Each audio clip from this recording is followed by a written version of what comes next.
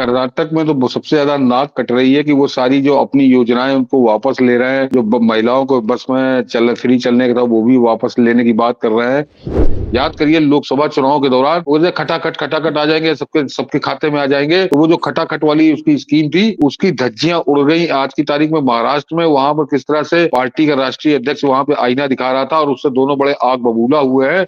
और खड़गे के पार्टी के इस विवाद ने ये बात बहुत एकदम क्लियर कर दी कि कांग्रेस चुनाव जीतने के लिए किस तरह से झूठ फैलाती है। कि तो उन्होंने साफ कर दिया कांग्रेस को छत्तीसगढ़ से भी और राजस्थान से भी। तो यह है इनका सच। दो दावेदार कि झारखंड का मुख्यमंत्री जब उसने पिछली बार अपना नामांकन भरा था तो उसने अपनी उम्र लिखी थी 42 साल। अब की जब उसने लिखी तो अब की उसने उम्र लिखी है 49 साल।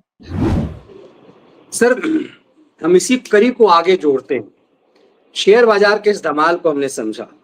राहुल गांधी अभी चुनाव में खटाखट योजना ला रहे थे, डायरेक्ट पैसे दे दो। ये 2019 के चुनाव में भी कहना शुरू किया, 24 में तो हद ही कर दिया। ऐसा लगा कि बाप दादा का जो लूटा हुआ माल है, ये नेशनल हेराल्ड वाला पैसा दे देता तो समझ में आता कि सीधे अकाउंट पे पैसे दो। मतलब जिसके बाप दादों ने इतने साल तक शासन किया, उसने इस देश में एक तरह से एक भ्रम की स्थिति पैदा करने की कोशिश की। लेकिन जहां जहां इनकी अपनी सत्ता आई वहां ये फेल्योर हुई। चाहे वो हिमाचल प्रदेश हो, कर्नाटका हो, तेलंगाना हो। कर्नाटका में तो हद ही हो गया।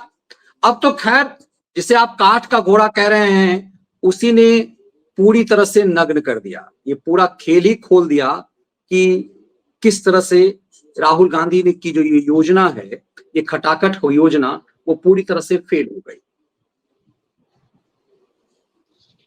मैं उसका पूरा एक तरह से ये कह रहे हैं जिस्ट जो है वो प्रधानमंत्री मोदी ने आज अपने 2 ट्वीट में किया है। तो ट्वीट उनके छोटे छोटे ट्वीट है।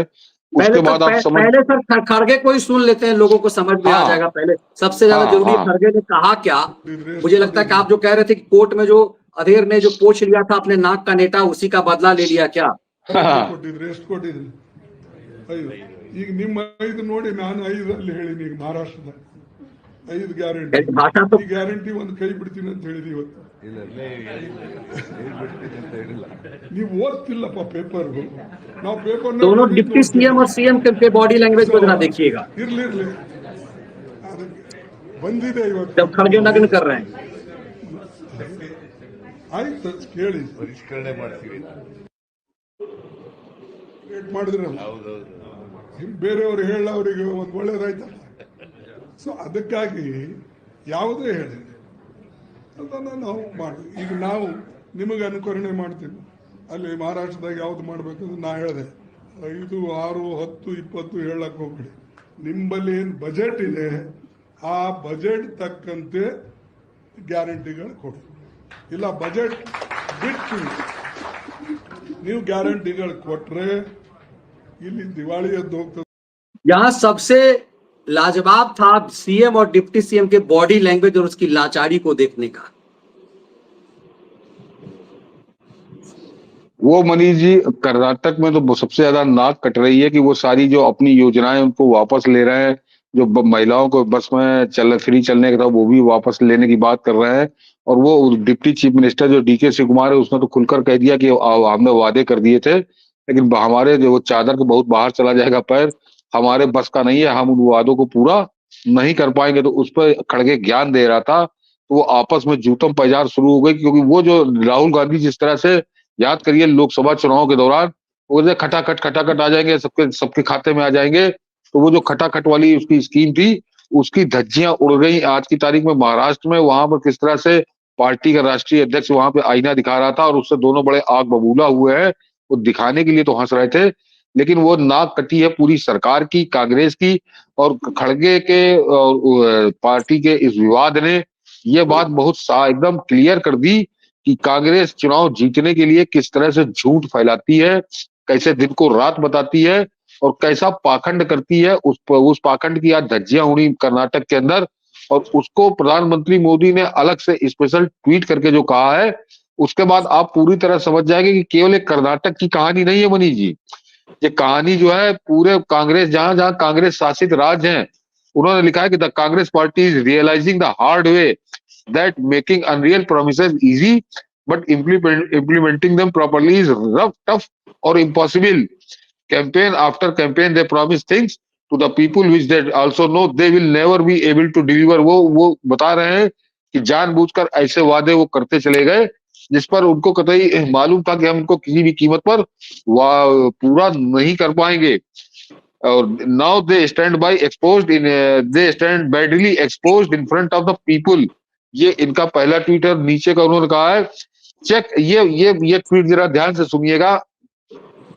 Check any state where the Congress has governments today. Himachal Pradesh, Karnataka and Telangana. The development trajectory and fiscal health is turning from bad to worse. Their so-called guarantee lie unfulfilled, which is terrible deceit upon the people of these upon the deceit upon the people of three states. The victims of such politics are the poor, youngsters, farmers, and women who are not only denied the benefits of these promises but also see their existing schemes diluted. यानी जो वादे किए थे वो तो पूरे हो ही नहीं, उनके जो स्कीम थी उनका भी डाइल्यूशन हो रहा है। और ये कर्नाटक की कहानी नहीं है, कर्नाटक में है, हिमाचल में है और तेलंगाना में है। तेलंगाना में जो इन्होंने किसानों से वादे किए थे उनके बाद उनका इंतजार किसान आज भी कर रहा है कि भैया कब पूरे करोगे। और वहां पे सरकार ने बिल्कुल एकदम, जिसे क्या कहूँ, चलता हूँ भाषा में कि खोल के खड़ी हो गई कि मेरे पास तो है ही नहीं, मैं कहां से पूरा करूं। तो वोट लेने के लिए किस तरह से लोगों को बरगला देते हैं। और दूसरी तरफ नरेंद्र मोदी की बात करिए तो ऐसा कौन सा प्रॉमिस है जो उन्होंने किया था। मैं 2014 से अब तक की बात कर रहा हूं। मैं उन अंडे उड़ाने वाली बात नहीं कि 15 लाख कब आएंगे। तो जो 15 लाख कब आएंगे वो इंतजार करें, जब नरेंद्र मोदी तब जाएंगे जब तुम्हारे खाते में 15 लाख आ जाएंगे।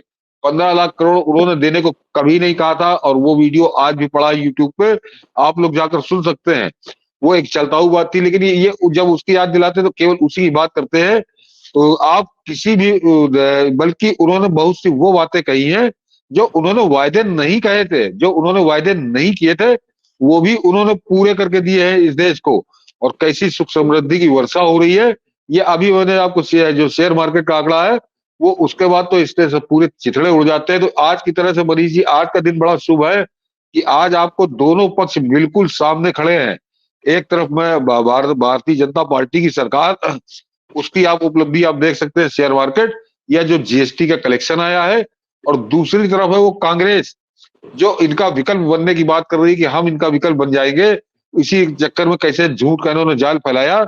उनकी भी सच्चाई नंगी होकर सामने आ गई है देश के, कि चाहे वो कर्नाटक हो, चाहे हिमाचल हो और चाहे हो तेलंगाना, वहां पर ये इसी तरह से कैसे वहां तबाही में घूम रहे हैं लोग।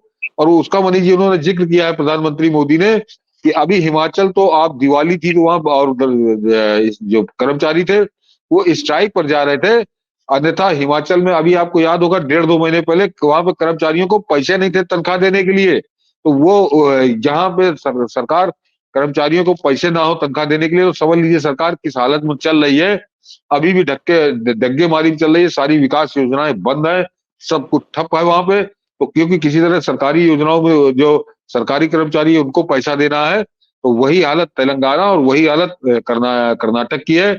और ये जो खदेड़े गए वहां से राजस्थान और छत्तीसगढ़ से, तो ये इसीलिए खदेड़े गए। अन्यथा ये जिस तरह का यहाँ पे ये और इनके जो यहाँ चापलूस है यूट्यूब पे या दिल्ली में बैठे दलाल, इन्होंने ऐसा माहौल बना दिया था कि छत्तीसगढ़ में तो कांग्रेस दोबारा वहां 100% वापस आ रही है।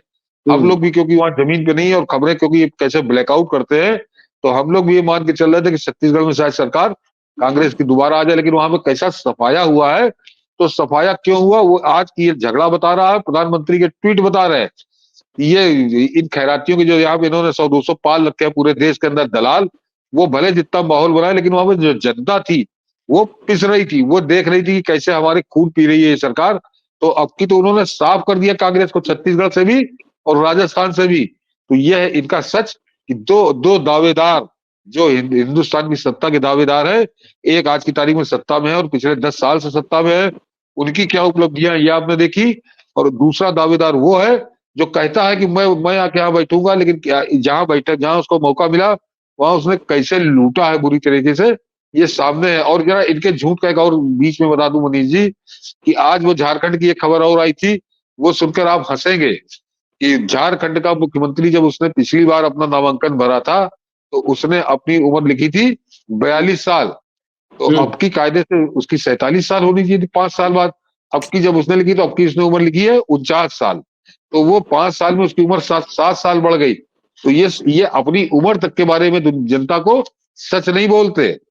जो आदमी, जो मुख्यमंत्री ऐसी पोस्ट का आदमी, और वो चुनाव लड़ने जा रहा है, और वो पिछली बार बता रहा था मैं 42 साल का हूं, अब की कह रहा मैं 49 साल का हूं। तो ये इनके झूठ का, इनके फ्रॉड का, इनकी जालसाजी का एक बेहतरीन नमूना ये है।